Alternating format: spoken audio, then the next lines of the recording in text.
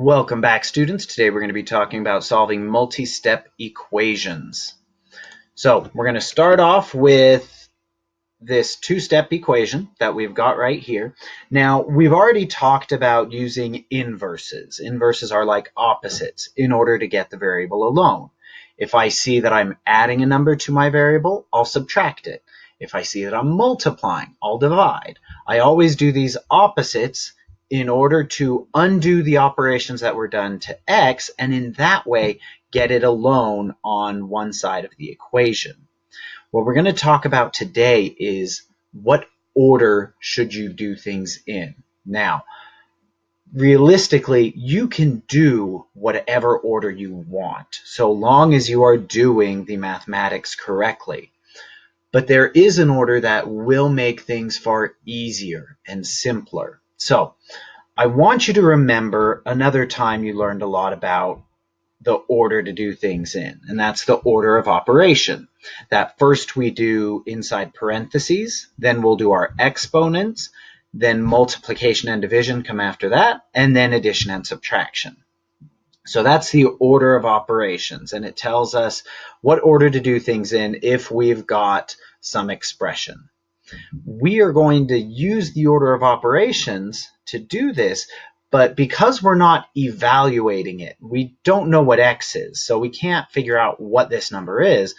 We want to undo it. So we're going to do order of operations backwards while we do opposites.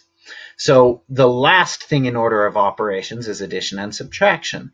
So I'm going to start off with the additive property of equality and eliminate the constant, the minus 13. Minus 13 plus 13 would then be 0, leaving us with the 2.5x, and 2 plus 13 equals 15. And now I'm ready to do that multiplication. So opposite of multiplying is dividing. So 2.5 divided by 2.5 is going to be 1, and 15 divided by 2.5 is 6. That's the multiplicative property of equality. Now, the order here did matter. If we had attempted to divide by 2.5 to begin with, that's okay, you can do it, but what would have happened is we would have had 2.5x divided by 2.5 minus 13 divided by 2.5 equals 2 divided by 2.5. When you use the multiplicative property, every single factor has to be multiplied by that same number. And so if we started with that division, we were going to end up with a bunch of fractions that we were then going to have to do addition and subtraction with, which is fine. You can do that, but it's not the easiest way. Okay, it's not the simplest way. So that's why I suggest take it apart bit by following the order of operations backwards. And that's going to be the easiest order to do this. Now, we found our answer, x equals 6. We want to check to make sure it's right. So we rewrite the equation. Now that we've rewritten the equation, we are going to change the x to our answer, 6. 2.5 times 6 is 15. 15 minus 13 is 2. 2 definitely equals 2. This is a true statement. A solution is always the number that makes an equation true. Well, when we put in 6, it makes the equation true. So 6 is the solution here. Okay, now we're going to talk about combining like terms. Like terms are going to be either variable terms that have the same variables with the exact same exponents, or they're going to be constant terms. Okay, constant terms meaning that there is no variable, it's just a number. So we've got two variable terms right here, 5f and 4f. I can combine these. It's the same variable with the same exponent. In other words, 1. Now, also notice we do have two constants. We have this minus 8 and we've got the 19. We cannot combine these, however, because they're on opposite sides of the equals. So when you're combining like terms, you're only combining terms that are on the same side. So 5f and 4f are both on the left side of the equals, so they can be combined. 5f plus 4f is 9f. Now we're going to do just like we did before, we can start with the additive property of equality. Minus 8 plus 8 gives us a 0. 9f plus 0 would just be 9f. 19 plus 8 is going to be 27. Now we are multiplying by a 9, so we're ready to use the multiplicative property and divide by 9 on both sides. 9f divided by 9 would just be 1f, and 27 divided by 9 is 3. Now that we found our answer, we go over and we check it by rewriting the equation, changing the variable to that number, and now we'll evaluate. First, we're going to do the multiplications. So 5 times 3 is 15. 4 times 3 is 12. Now we can do all of our addition and subtraction. 15 plus 12 would be 27. 27 minus 8 is 19. 19 equals 19. 3 made this equation true, so 3 is the solution. Now, this next one has several steps to it, and there's more than one way to approach this. The first way we're going to approach it is just like I said, we're going to take PEMDAS backwards. So, if we knew that n was 10, the first thing I would do would be I'd do 10 minus 6, and then after that I would have a 4, then I'd do 4 times 4, and then minus 1. Now, that's not the answer, but what I wanted to highlight is the order that things were going to happen. First, we minus the 6, then we multiply by the 4, then subtract 1. Subtracting 1 was the very last thing we did. So I'm going to do order of operations backwards while I do the opposites. So we'll start with the minus 1. That's the additive property of equality. We've got minus 1 plus 1 would be 0, and 31 plus 1 would be 32. For n minus 6 plus a 0 would just be for quantity n minus 6. Now, the next thing in the order of operations was we minus 6, then we multiply by a 4. So now, since multiply by 4 is the last thing, that's what we're going to deal with next. To undo that multiplication by 4, we're going to divide by 4. Notice the way this fraction is working. I'm not just dividing the 4. I'm dividing everything on that side. But it's still going to eliminate the 4 because what we've got is this multiplicative relationship where we're taking n minus 6, multiplying it by 4, and then dividing by 4. Think about what would happen with any normal number. 3 times 4 is 12. 12 divided by 4 is 3. Anytime you multiply and divide by the same number, it essentially eliminates. And 32 divided by 4 is going to be 8. Now we're ready to deal with that n minus 6 that we had on the inside and add a 6 to both sides, giving us n equals 14. Now that we found that answer, we want to make sure we're right, rewrite the equation in a check, change n to that number. 14 minus 6 is going to be 8. 4 times 8 is 32. 32 minus 1 is 31. Great, so now we know that this is definitely the right answer.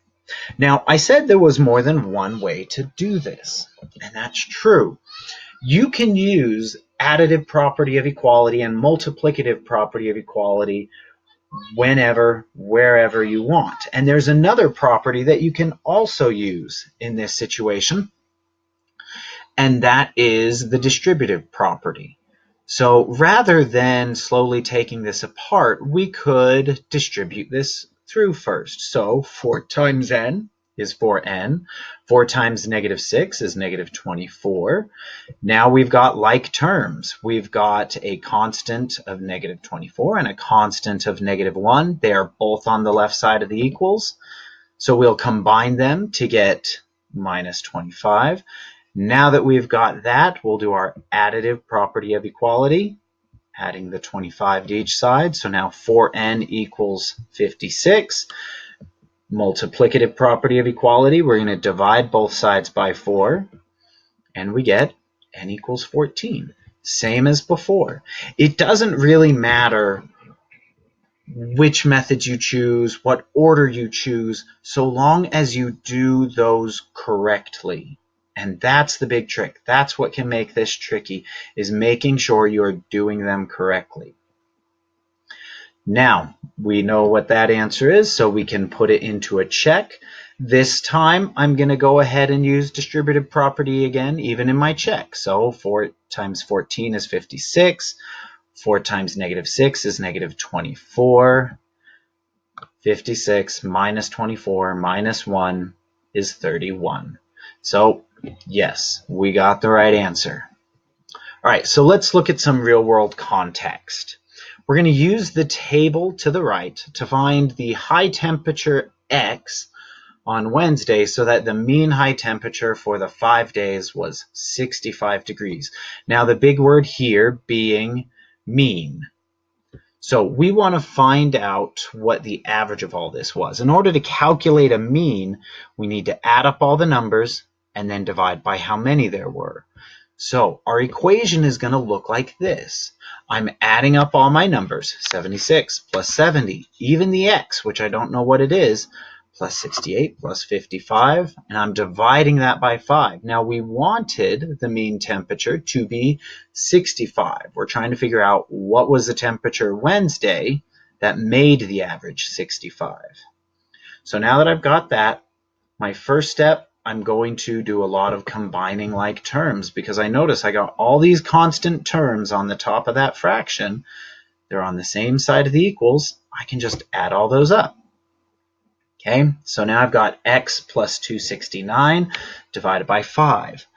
Let's think about the order of operations again. If x was a 10, you'd evaluate this by doing 10 plus 269, and then after you added those together, then you divide by the 5.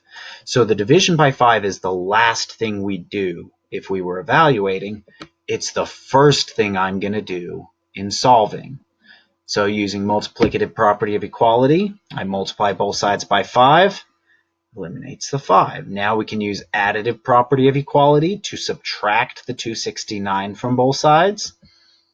And then I get x equals 56. So the high temperature on Wednesday must have been 56 degrees. All right, now you spend $50 on supply for a bake sale. Each item sold for $2. After the sale, you had a profit of $180. How many items did you sell? Now, as I approach this problem, I'm trying to think of all the factors and variables that are going into this. So first and foremost, I'm noticing the question, how many items did you sell? That's my variable. That's X, the number of items I sold. Another thing I notice is they give me profit. Now, the way to calculate a profit is you take how much money you brought in, but then you got to subtract how much money you spent. Okay, if you got a lemonade stand, your profit is great. I sold the lemonade, I sold $10 of lemonade, but I spent $5 on lemons. So my profit is $5 because I have to subtract my costs out. Now we can see how much we spent, $50. We know how much each item sold for, but we don't know how much we made off of that. So let's just write down what we've covered so far. The variable X, item sold. Profit is income, subtract expenses. Now my profit was 180. My expenses were 50. Now my income is going to be $2 times by however many items I sold. If I sold 5 items, 2 times 5 is $10. That's how much money I brought in. So we need to figure out what this X is that gives us a profit of 180. The first thing I'm going to do is add the 50 to both sides of this equation. All right, now we've eliminated that minus 50. We've got 230 is equal to 2x. Divide both sides by 2. And we get x equals 115. So we must have sold 115 items during this bake sale in order to make a profit of $180. I hope this helps you. Good luck on your assignment.